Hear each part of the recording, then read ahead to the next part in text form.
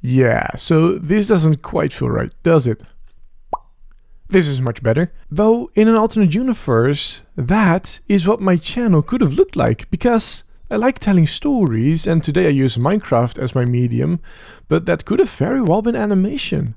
Let me tell you about the time that I nearly became an animator. YouTube storytime animator style, but I'm sticking to Minecraft because, I'm still not an animator.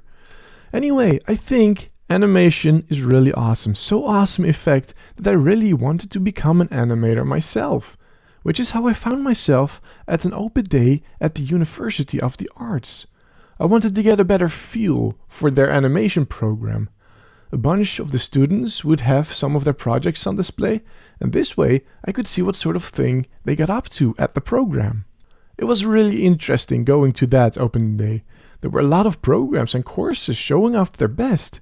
There was a lot to see everywhere, though I didn't go look at everything.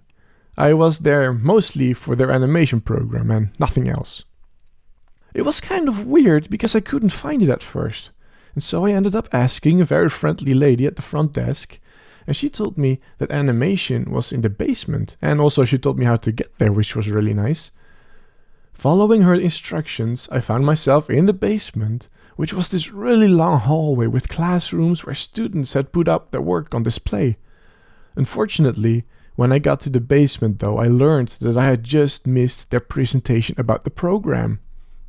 They were literally just finishing up. But I could still browse the rooms and look at the works of the students. And I thought their projects were really cool.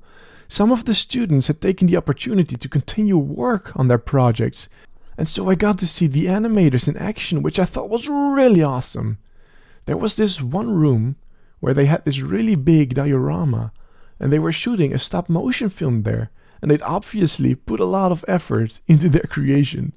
It's kind of needless to say, but I left that basement feeling really very inspired, and I decided to apply, which kind of brought another problem, because I had seen a lot of really amazing stuff.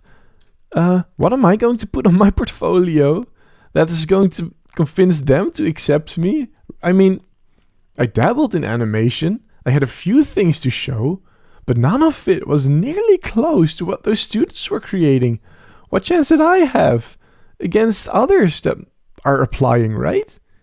In the end, I decided to spread a little bit, filling my portfolio with the few animations I had made and complementing it with a bunch of illustrations. Some characters that I'd sketched out and some landscapes. I tried to get as wide of a variety as I could. I hoped it would show that at least I was experimental, and then I sent the application off, and the waiting started. I got an email, and filled with anticipation, I opened it. And it said that I was not accepted into the animation program. They also didn't say why I hadn't been accepted. They said they couldn't go into my personal reason for not getting accepted because of the many submissions they'd gotten, which I felt was a little frustrating at first, but it was alright, sort of. Because remember how I said that at that open day, I hadn't looked at too many other programs? Well, actually, there was one other one I did have a look at, and I had applied for that one as well as for animation. When I'd received the rejection email from animation, I had already received an acceptance email from the other program.